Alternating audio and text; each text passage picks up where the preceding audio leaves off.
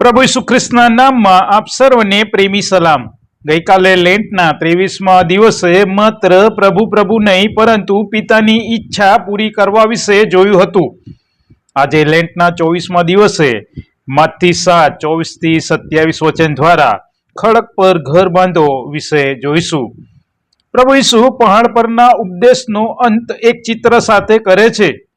24મી કલમમાં કહે છે, એ માટે જે કોઈ મારી આ વાતો સાંભળે છે ને પાળે છે તેને એક ડાયા માણસની ઉપમા આપવામાં આવશે, જેણે પોતાનું ઘર ખડક પર બાંધ્યું।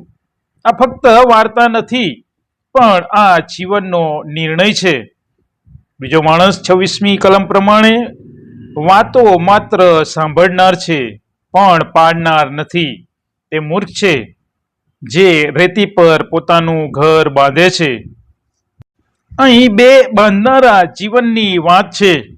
એક ડાયો મતલબ સમજદાર, વિચારીને પગલું ભરનાર, અને બીજો મૂર્ખ મતલબ અવિવેકી, બેદરકાર। એકે સાંભળ્યું અને કર્યું, અને બીજાએ સાંભળ્યું પણ કર્યું નહીં। અહીં ખડક શું છે? ખડક એટલે પ્રભુ ઈસુ ખ્રિસ્તના શબ્દો છે, આજ્ઞા પાલન છે અને સત્ય પર આધારિત જીવન છે। 1 કોરિન્થી 3:11, કેમ કે નંખાયેલો પાયો તે ઈસુ ખ્રિસ્ત છે, તે સિવાય બીજો પાયો કોઈ નાખી શકતું નથી। ખડક એટલે માત્ર જ્ઞાન નહીં પણ આજ્ઞા પાલન છે। ગમે તે સમયે તોફાન આવવાનું નક્કી છે। અહીં પ્રભુ ઈસુ ખ્રિસ્ત કહે છે, વરસાદ પડ્યો, પૂર આવ્યું, પવન ફૂંકાયો, બંને ઘરો પર તોફાન આવ્યું। ખ્રિસ્તી જીવનમાં પણ તોફાન આવે છે। મુશ્કેલીઓ, બીમારીઓ, નિરાશા, પરીક્ષાઓ। ફર્ક તોફાનમાં નહીં પણ પાયામાં છે। રેતી શું દર્શાવે છે? તાત્કાલિક ભાવના, જગતના સિદ્ધાંતો, ફક્ત સાંભળવું પણ કરવું નહીં, લોકપ્રિયતા વગેરે બાબતો દર્શાવે છે। રેતી પરનું ઘર સુંદર દેખાઈ શકે પણ કદી પણ સ્થિર ન રહી શકે। ગ્રીક બાઇબલ પ્રમાણે મૂર્ખ મતલબ જાણવા છતાં ન કરવું।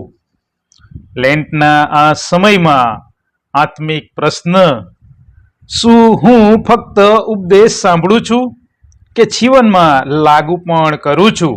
શું મારું જીવન ખડક પર છે કે રેતી પર? વિશ્વાસ માત્ર સાંભળવાથી મજબૂત થતો નથી, પણ વિશ્વાસ સાથે કાર્ય કરવાથી મજબૂત થાય છે। અહીં પરિણામ શું આવ્યું?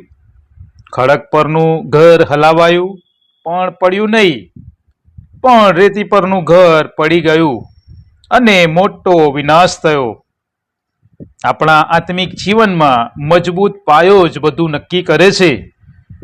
આજે જો તમે જાણો છો પણ અમલ નથી કરતા, તો આજે નક્કી કરો, કેમ કે ખડક પર ઘર બાંધવું માત્ર એક દિવસ પૂરતાનો નિર્ણય નથી પણ દરરોજનો નિર્ણય છે।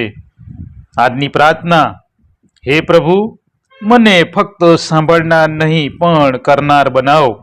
મારા જીવનનો પાયો તમે જ બનો, કે જેથી ગમે તેવા તોફાનમાં પણ હું સ્થિર રહી શકું।